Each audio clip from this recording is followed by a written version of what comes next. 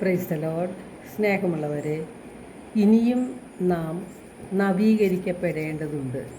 വിശുദ്ധ യാക്കോബിൻ്റെ ലേഖനം 1-ാം അധ്യായം 22-ാം തിരുവചനത്തിൽ, നിങ്ങൾ വചനം കേൾക്കുക മാത്രം ചെയ്യുന്ന ആത്മവഞ്ചകരാകാതെ അവ അനുവർത്തിക്കുന്നവരും ആയിരിക്കുവിൻ. അപ്പോൾ നാം ധാരാളം വചനം കേൾക്കുന്നുണ്ട്, എന്നാൽ വചനമനുസരിച്ച് ജീവിക്കുന്നില്ല എങ്കിൽ നാം ആത്മവഞ്ചകരാണ് എന്നാണ് വിശുദ്ധ യാക്കോബ് ശ്ലീഹ നമ്മെ ഓർമ്മിപ്പിക്കുന്നത്. വചനത്തിനാണ് നമ്മുടെ ആത്മാക്കളെ രക്ഷിക്കാൻ കഴിയുന്നത്.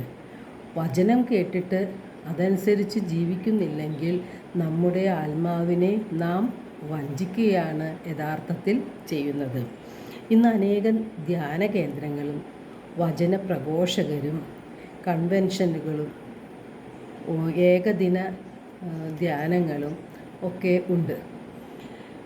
ദൈവത്തെ അറിയുവാനും ദൈവത്തെ അനുഭവിക്കുവാനും ധാരാളം അവസരങ്ങൾ നമുക്കെല്ലാവർക്കും ലഭിക്കുന്നുണ്ട്. എല്ലാവരും തന്നെ വർഷത്തിൽ ഒരു ധ്യാനമെങ്കിലും കൂടുകയും ചെയ്യാറുണ്ട്. പക്ഷേ നാം കേട്ട വചനങ്ങൾ നാം നമ്മുടെ ജീവിതത്തിൽ പ്രായോഗികമാക്കുന്നില്ല എന്നതാണ് നമ്മുടെ പ്രശ്നം. നാം കേൾക്കുന്ന ദൈവത്തിൻ്റെ വചനം അനുസരിച്ച് നമ്മുടെ ജീവിതത്തെ ക്രമീകരിക്കുമ്പോൾ, അതനുസരിച്ച് നാം ജീവിക്കുമ്പോൾ നമ്മിൽ നവീകരണം നടക്കും. നാം വചനം ധാരാളം കേട്ടിട്ടും എന്തുകൊണ്ടാണ് നമ്മുടെ ജീവിതത്തിൽ നവീകരണം സംഭവിക്കാത്തത്? നമ്മുടെ മനസ്സ് നവീകരിക്കപ്പെടാത്തത് എന്താണ്? നമ്മുടെ ചിന്തകൾ മാറാത്തത് എന്താണ്? ഇടുങ്ങിയ മനസ്സും അഹങ്കാര ചിന്തകളും നമ്മുടെ മനസ്സിൽ നാം സൂക്ഷിക്കുന്നില്ലേ? അപ്പോൾ ഇത് നാം ഗൗരവത്തിൽ ചിന്തിക്കേണ്ടതാണ്.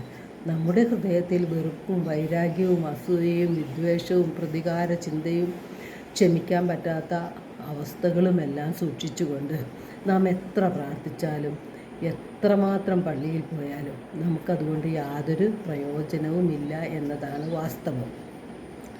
നമ്മുടെ നാവിനെ നിയന്ത്രിക്കാതെ കുറ്റം വിധിച്ചും പരദൂഷണം പറഞ്ഞും ശാപവാക്കുകൾ ഉപയോഗിച്ചും നാം അനുദിനം മുന്നോട്ട് പോയിക്കൊണ്ടിരിക്കുകയാണ്. അപ്പോൾ നാം അപ്രകാരം ജീവിച്ചാൽ നമ്മുടെ ഭക്തി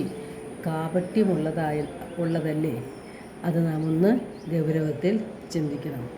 നാം പള്ളിയിൽ പോയാലും ജപമാല ചൊല്ലിയാലും പ്രാർത്ഥിച്ച് ആലും നമ്മുടെ മനസ്സ് നന്നാവുന്നില്ലെങ്കിൽ, നല്ല പ്രവർത്തികൾ ചെയ്യുന്നില്ലെങ്കിൽ നമ്മുടെ വിശ്വാസം കൊണ്ട് യാതൊരു പ്രയോജനവുമില്ല.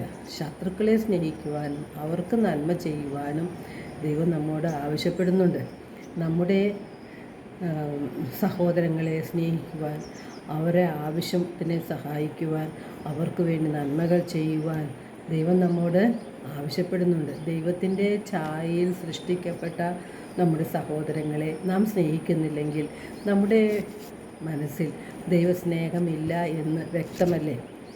അപ്പോൾ ദൈവത്തിൻ്റെ ഛായയിൽ സൃഷ്ടിക്കപ്പെട്ട നമ്മുടെ സഹോദരങ്ങളെ സ്നേഹിച്ചുകൊണ്ട് അവർക്ക് നന്മകൾ ചെയ്തുകൊണ്ട് നമ്മുടെ ദൈവം നമുക്ക് ദാനമായി നൽകിയ സമ്പത്ത്, സൗകര്യങ്ങൾ, അതുപോലെ സമയം, ആരോഗ്യം, അത് മറ്റുള്ളവർക്കും കൂടി പങ്കുവയ്ക്കാനുള്ളതാണ് എന്നുള്ളൊരു വിശാല മനസ്സ് നമ്മുടെ ഹൃദയത്തിൽ ഉണ്ടാകണം. അപ്പോഴാണ് നമ്മുടെ ഹൃദയം നവീകരിക്കപ്പെടുന്നത്, നമ്മുടെ മനസ്സിൽ മാറ്റങ്ങൾ ഉണ്ടാകുന്നത്.